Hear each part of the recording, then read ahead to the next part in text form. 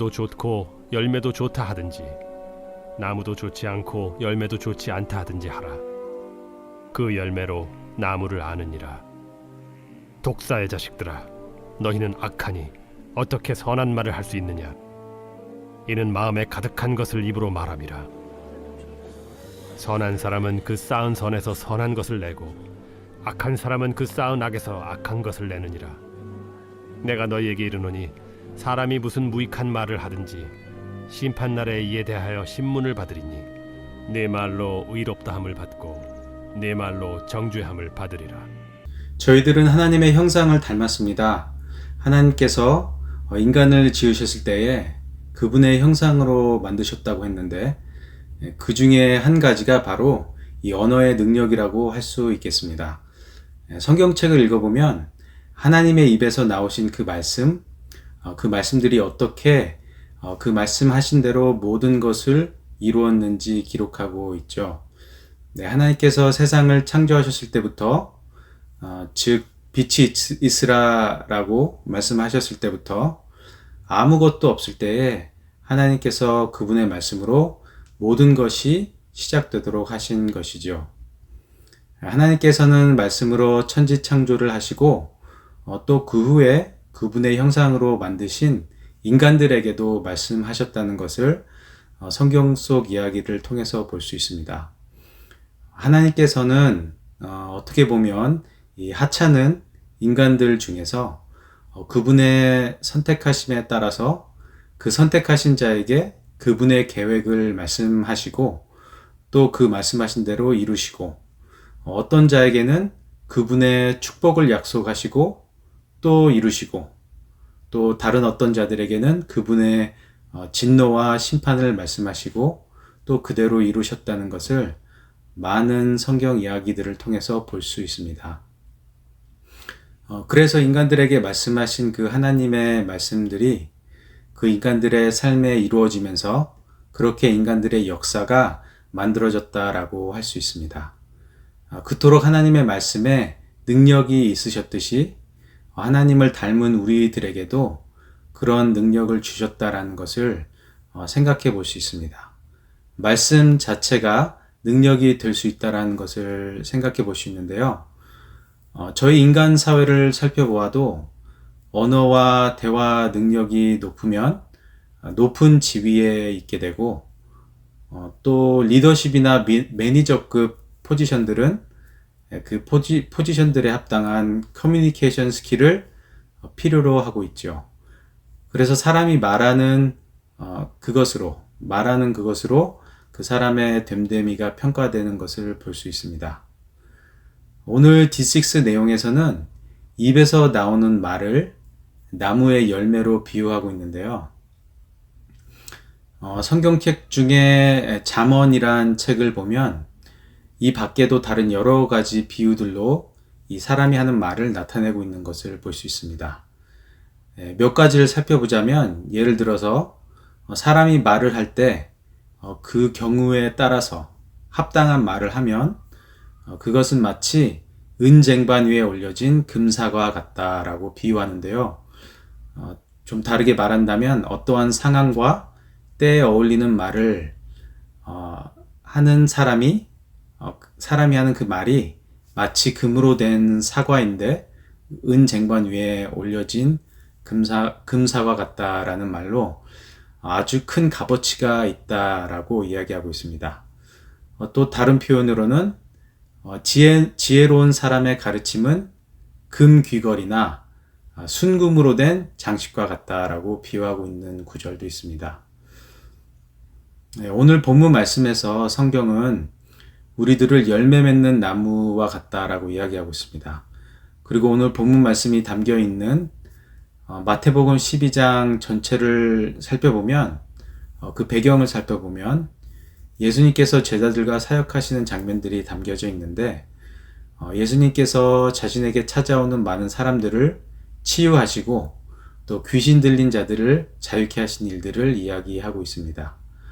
그리고 동시에 예수님을 쫓아다니는 바리새인들이 예수님을 질투하며 또 죽일 계획을 하고 있다라고 12장에 기록하고 있습니다.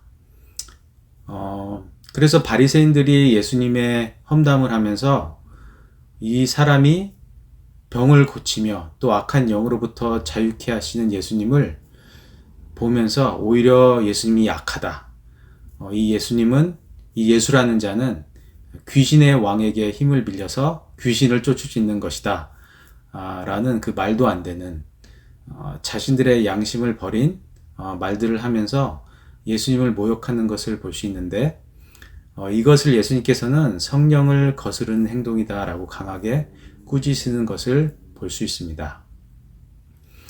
하나님의 형상으로 만들어진 저희들은 저희들의 이 입술의 권세가 두 가지로 나뉜다는 것을 항상 명심해야 하는데, 바로 한 가지는 바로 생명의 말, 즉 살리는 말과 또 그 반대인 이 사망의 말, 즉 죽이는 말이 있다라는 것을 명심하라고 성경은 이야기하고 있습니다.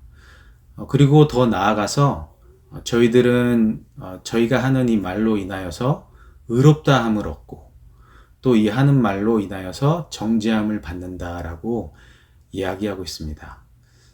저희가 잘 알고 있는 구절, 로마서 10장 9절 말씀에 내가 만일 내 입으로 예수를 주로 시인하여 또 하나님께서 그를 죽은 자 가운데서 살리신 것을 내 마음에 믿으면 구원을 받으리라 라고 기록하고 있는데, 예수님을 통하여 얻는 구원도 저희들의 입술의 고백으로 얻는 것이라고 성경이 말하고 있는 것이죠. 그러면 어떻게 하면 저희들의 입술의 고백이 우리를 만드신 하나님의 형상대로 선하고 의로운 말을 할 수 있을까요? 어떻게 하면 이 생명의 말을, 살리는 말들을 할 수 있을까요? 정답은 바로 하나님의 말씀을 더 찾아 듣는 것입니다. 예수님께서 말씀하셨죠. 누구든지 목마른 자는 내게 와 마셔라. 그리하면 그 배에서 생수의 강이 흘러나오리라.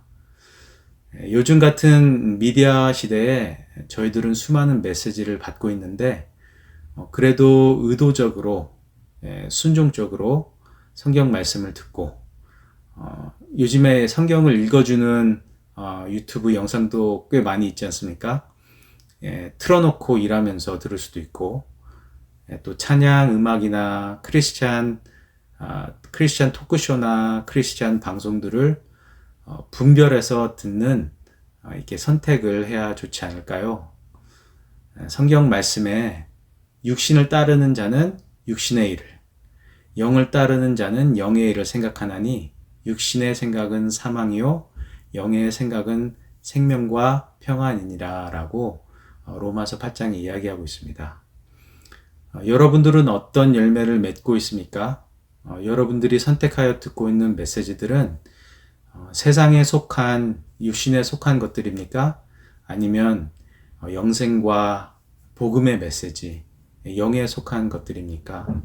오늘 본문 말씀과 D6 내용을 묵상하면서 저희들의 가정과 교회 가운데 생명의 열매들이 많이 열리기를 간구하며 나아가기 원합니다. 하나님께서 선하시고 온전하신 것처럼 하나님께서 능하시고 또 없는 것도 창조하실 수 있는 것처럼 저희들의 입술의 고백들이 서로를 축복하고 치유하고 위로하고 또 살릴 수 있는 그러한 값진 열매들이 될 수 있기를 오늘 하루 그렇게 성령 하나님을 의지하며 나아가기를 원합니다. 함께 기도하겠습니다. 네, 생명의 말씀이신 주님의 이름을 찬양하며 높여드립니다. 하나님 아버지, 이 아침에 주님께 회개하는 마음으로 저희 마음을 돌이켜서 주님의 마음을 얻고자 하는 마음으로 나아갑니다. 성령께서 저희 마음 가운데 새로운 역사로 임하여 주셔서 모든 거짓된 것들, 헛된 것들, 악한 것들을 저희 마음께서 해결하여 주시고 그로부터 자유롭게 하여 주셔서 저희 마음 가운데 생명의 말씀이 넘쳐나게 하여 주시옵소서.